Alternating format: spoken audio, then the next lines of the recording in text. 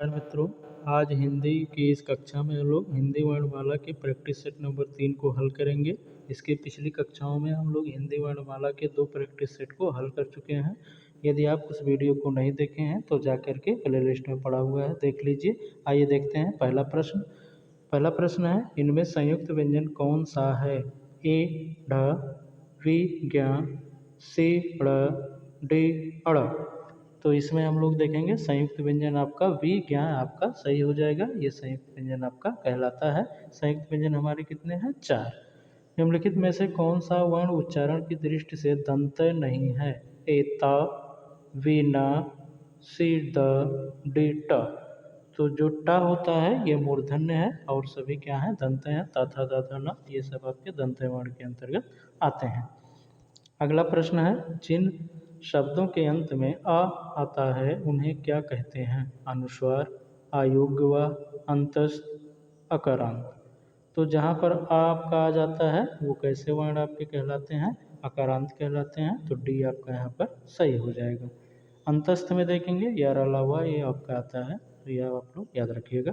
अगला है, छ वर्ण किसके योग से बना है? क प्लस श, क प्लस च, क प्लस छ, क प्लस स। तो इसमें देखेंगे जो छ हमारा होता है वो क प्लस श के योग से बनता है। तो हमारा आंसर ए यहाँ पर सही हो जाएगा। अगला देखेंगे, हिंदी वर्णमाला में स्वरों की कुल संख्या कितनी है? ए 10, बी 11, सी आपका 12 और डी आपका 13 दिया हुआ है।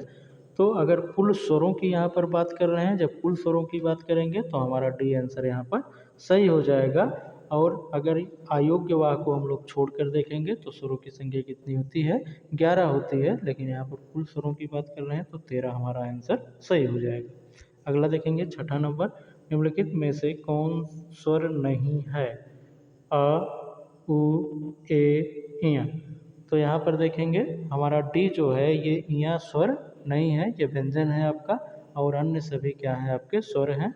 तो यहाँ पर डी वाला आंसर हमारा सही हो जाएगा। अगला प्रश्न है, निम्नलिखित में कौन ट वर्ग नहीं है?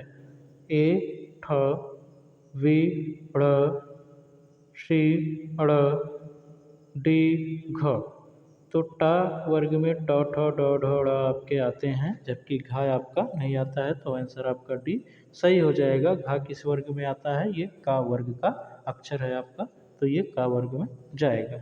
अगला है आपका, हिंदी वर्णमाला में व्यंजनों की संख्या है 32, वी 34, सी 33 की डी आपका 36। तो हम लोग जानते हैं हिंदी वर्णमाला में अगर वर्णों की संख्या आप देखेंगे, व्यंजनों की संख्या देखेंगे तो कितनी है आपकी? 33 होती है।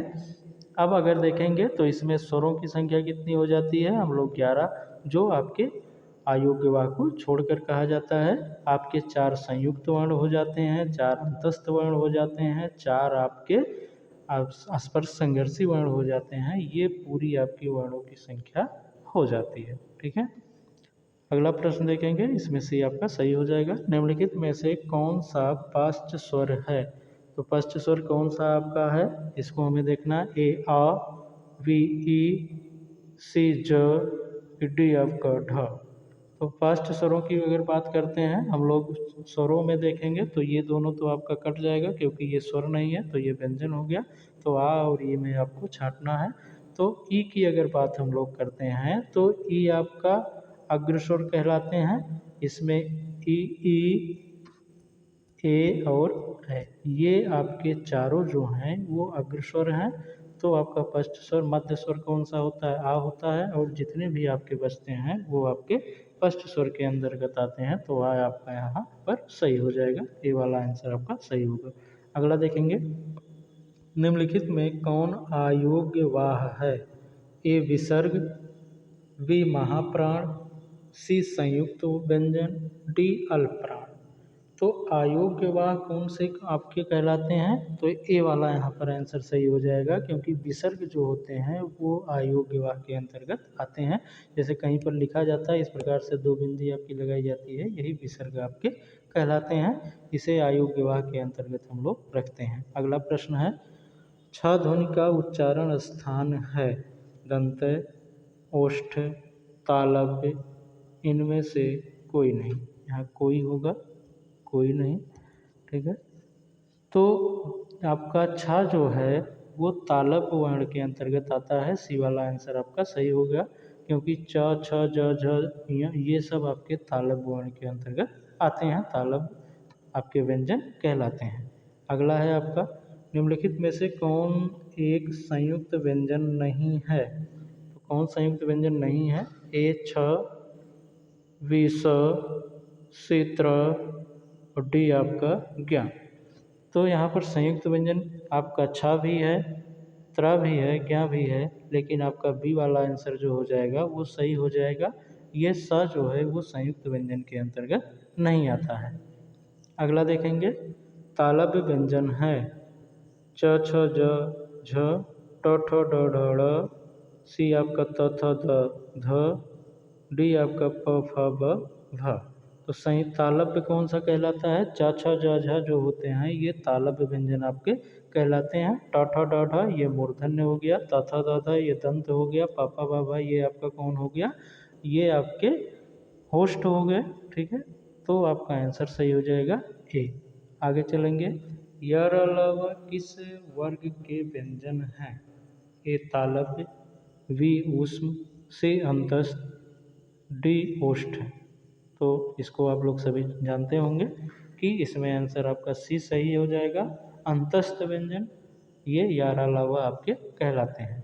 अगला है आपका, अनुनासिक का संबंध होता है। अनुनासिक जो होते हैं आपका उनका संबंध किससे होता है? एक केवल नाक से, बी केवल मुख से, सी नाक और मुख से, डी इनमें से कोई नहीं।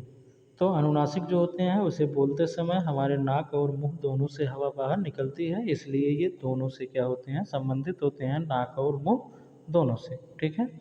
अगला प्रश्न है, अनुनासिक व्यंजन कौन से होते हैं?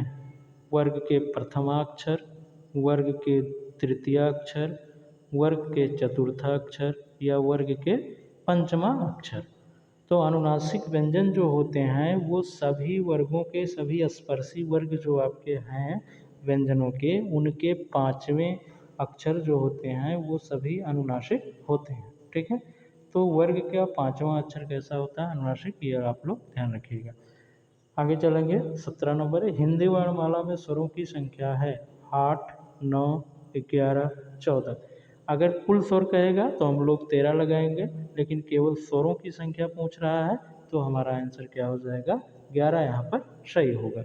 अगला है आपका, कंठोष्ठ ध्वनि का उदाहरण है। कंठोष्ठ में कौन सी ध्वनि आपकी आती है? अ, ए, क, तालव्य, ठीक है। तो कंठ और ओष्ठ से बोली जाने वाली ध्वनि कौन सी है? तो वो आपका ये वाला आंसर क्या हो जाएगा? सही हो जाएगा। और जो है उसमें हम लोगों के कंठ से भी हवा बाहर निकलती है और होस्ट का भी हम लोग प्रयोग करते हैं, इसलिए और आपका यहाँ पर सही हो जाएगा। अगला है, भाषा निर्माण की इकाइयों का सही अनुक्रम है। ए शब्द, ध्वनि, वाक्य, पद, बी शब्द, वाक्य, ध्वनि, पद, सी पद, वाक्य, ध्वनि, शब्द, डी आपका ध्वनि, शब्द, पद, वाक्य, ठीक है। तो इसमें आंसर आपका सही हो जाएगा डी वाला, क्योंकि जब भी हम लोग शब्द की छोटी इकाइयों को, भाषा की सबसे छोटी इकाइयों को देखते हैं तो वो ध्वनि कहलाती है। ध्वनि से शब्द बनता है, शब्द से कोई पद बनता है और उन पदों से किसी वाक्य का हम लोग क्या करते हैं? निर्माण करते हैं। तो भाषा निर्माण की इकाइयों में सबसे छोटी इकाई आप याद रखेंगे ध्वनि, ठीक है। आगे है, प्रयत्न के आधार पर ल किस प्रकार की ध्वनि है? पार्श्विक, उच्छेद, प्रकंपित, संघर्षहीन। तो जो आपका ला है वो पार्श्विक ध्वनि के अंतर्गत आता है। इस प्रकार से ये सेशन हमारा समाप्त होता है। धन्यवाद। वीडियो आपको अच्छा लगा हो तो लाइक करें, कमेंट करें, अपने दोस्तों के साथ शेयर करें और चैनल को सब्सक्राइब करना ना भूलें। Thank you.